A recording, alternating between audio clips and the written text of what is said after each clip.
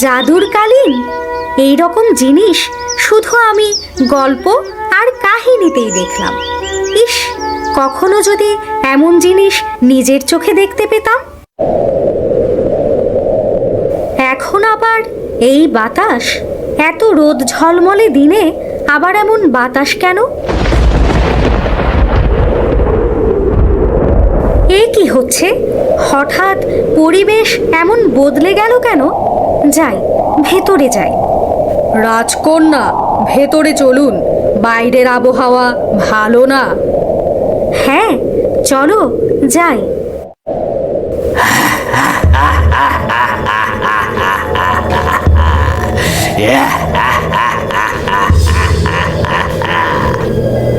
আরে, এটা কি? রাজকুমারী লীরা, তুমি আমার। কে তুমি? এসব কি বলছো? এখানে কেন এসেছো? আমি আমি কে তা এখনই জানতে পারবি। চলো আমার সঙ্গে, আমি তোমায় নিয়ে যেতে এসেছি। মানে কি বলছো এসব? প্রহরী, প্রহরী!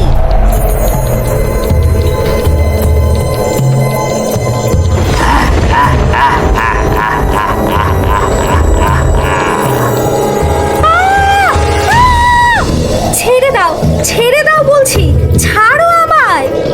ছেড়ে দে রাজকন্যাকে, ছেড়ে দে বলছি। ছাড় বলছি, ছাড় রাজকন্যাকে, ছেড়ে দে। কি হয়েছে? কি হয়েছে? ওই দেখো, ওই দানবটা রাজকন্যাকে তুলে নিয়ে গেছে। সবাই তাড়াতাড়ি তীর নিক্ষেপ করো। এই ছিল এই রাজ্যের একমাত্র রাজকন্যা লীরা, যাকে এক অদ্ভুত দানব উঠিয়ে নিয়ে গেল। কিন্তু কেন, কেউ তা জানে না। রাজ্য জুড়ে নেমে আসে এক গভীর শোকের ছায়া। রাজা তার একমাত্র কন্যাকে হারিয়ে শোকে পাথর হয়ে যায়। রাজার সিংহাসন শূন্য হয়ে আছে। রাজা হতাশায় আচ্ছন্ন। মহারাজ, আমাকে ডেকেছেন? হ্যাঁ সেনাপতি, আমার লীরা, আমার একমাত্র কন্যা, তার কোনো খোঁজ পেলে তোমরা? মহারাজ, আমরা সব চেষ্টা করেছি, কিন্তু কোথাও কোনো খোঁজ মেলেনি। জানি না কোথা থেকে সেই দানবটা এসে রাজকন্যাকে নিয়ে গেল মহারাজ। এখন কি হবে? কোথায় পাবো আমি আমার কন্যাকে? মহারাজ, আমাদের আশা ছাড়লে চলবে না। আপনি চিন্তা করবেন না, রাজকুমারী লীরাকে যে করেই হোক উদ্ধার করেই ফিরব। আমি তাকে ফিরিয়ে আনবো, যে কোনো মূল্যে ফিরিয়ে আনবো। না না সেনাপতি, না, এ এত সহজ কাজ নয়। এটা একা আমাদের দ্বারা সম্ভব না। তুমি রাজ্য জুড়ে সবাইকে জানিয়ে দাও, আমি ঘোষণা করেছি যে ব্যক্তি আমার কন্যা রাজকুমারী লীরাকে ছায়াগ্রাসীর কবল থেকে উদ্ধার করতে পারবে, তাকে আমি আমার রাজ্যের পরবর্তী রাজা বানাবো এবং তার সাথে আমার মেয়ের বিবাহ দেব। জি মহারাজ, তাহলে তাই করছি।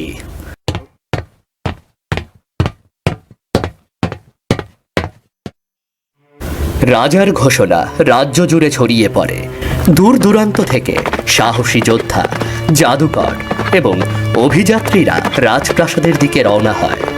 তাদের চোখে আশা এবং উচ্চাকাঙ্ক্ষা। তাদের মাঝে আছে সকল যুদ্ধে জয়ী যোদ্ধা, বীরপুরুষ, রাজকুমার, সবাই। তোমরা কি আমার মেয়েকে ফিরিয়ে আনতে পারবে? যদি পারো তবে তোমাদের আমি এই রাজ্যের রাজা বানাবো। আমি খুঁজে নিয়ে আসব রাজকুমারী লীরাকে। আপনি কোনো চিন্তা করবেন না, আমি উদয়পুর রাজ্যের একমাত্র রাজকুমার। সবাই রাজকুমারী লীরাকে উদ্ধার করতে বের হয়, কিন্তু খালি হাতে ফিরে আসে। রাজা দিন দিন আরো হতাশ হয়ে পড়েন।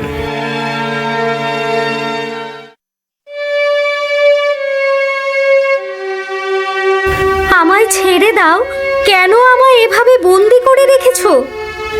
জানতে চাও কেন? হ্যাঁ, আমি জানতে চাই কেন এভাবে আমাকে তুলে আনলে? আমি চির অমর হতে চাই, এই পৃথিবী শাসন করতে চাই। তার জন্য তোমায়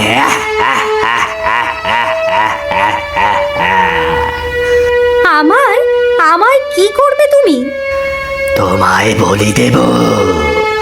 চির অমর হতে আমার এক যুবতী রাজকুমারীর রক্তের প্রয়োজন, তাই তো তোমায় ধরে এনেছি। চিন্তা করো না, আর বেশি দিন না, কালকেই পূর্ণিমা, আর কালকেই তোমার বলি দিয়ে আমি চির অমর হব।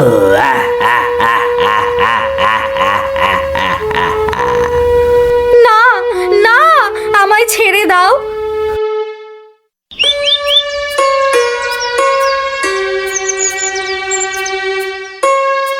না, কিছুতেই বুঝতে পারছি না কি আছে এই তাবিজের মাঝে।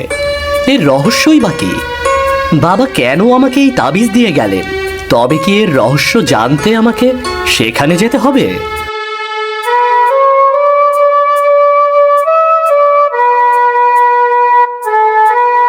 এই তো, বাবা এই মানচিত্রটাও দিয়ে গিয়েছিল।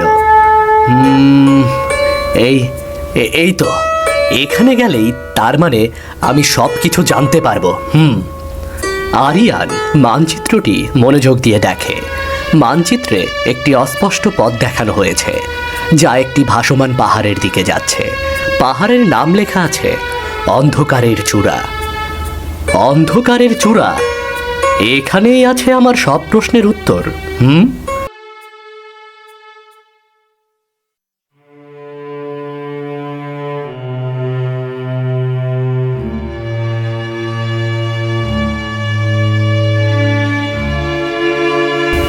ওই তো সামনে 3 রাস্তা, ওখান থেকেই আমাকে সেই গুহার দিকে যেতে হবে।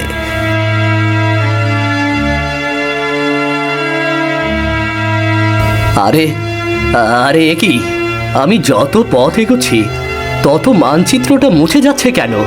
এভাবে চললে আমি ফিরবো কিভাবে? না, এত ভেবে লাভ নেই, এগিয়ে যাই, যা হবে তা পরে দেখা যাবে।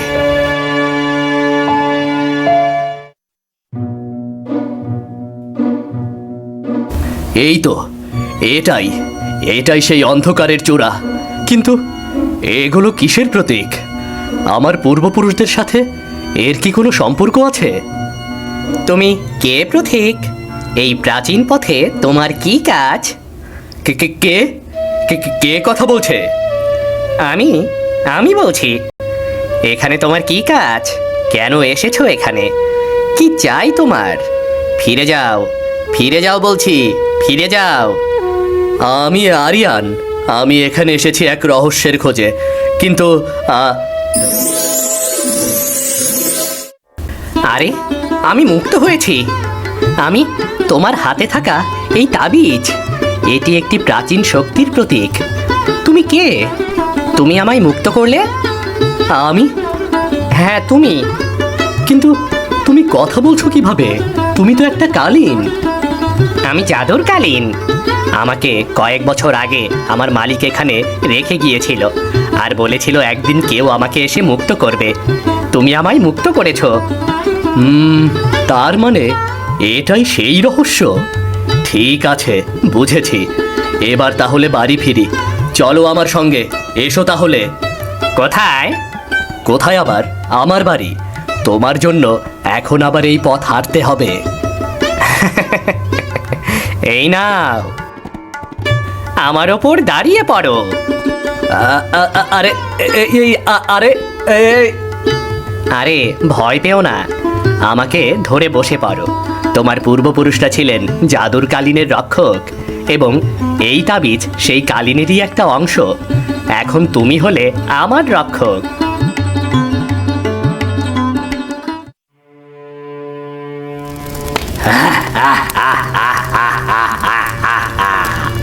আজ আমার সব স্বপ্ন পূরণ হবে। ছেড়ে দাও আমায়, আমায় ছাড়ো, আমায় ছাড়ো। আরে, ওইদিকে, ওই পাহাড়ের দিক থেকে একটু ঘুরিয়ে আনো। জয় হুকুম।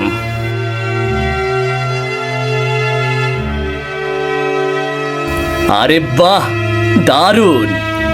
আমাকে ছেড়ে দাও, আমাকে মেরো না, ছেড়ে দাও আমায়। আরে, মনে হলো কেউ কথা বলল। তুমি কি কারো কথা শুনতে পেলে?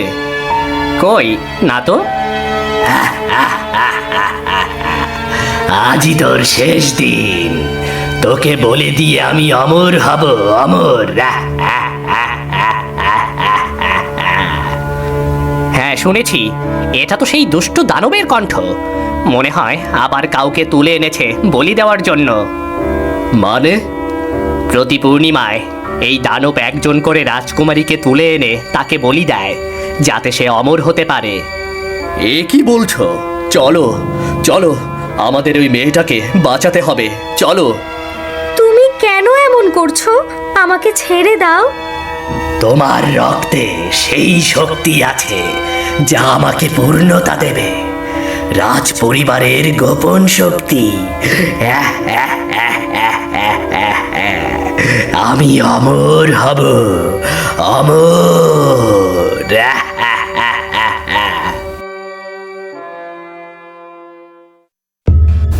আচ্ছা, আমরা কি রাজকুমারীকে বাঁচাতে পারবো? কি করবে?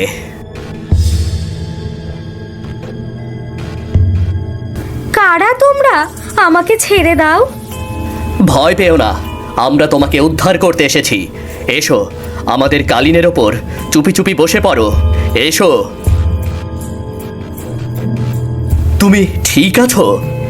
হ্যাঁ, কিন্তু তোমরা কারা? তোমাদের কি আমার বাবা পাঠিয়েছে? না, আমরাও তোমাকে চিনি না। আমি এই রাজ্যের রাজকন্যা, রাজকন্যা লীরা।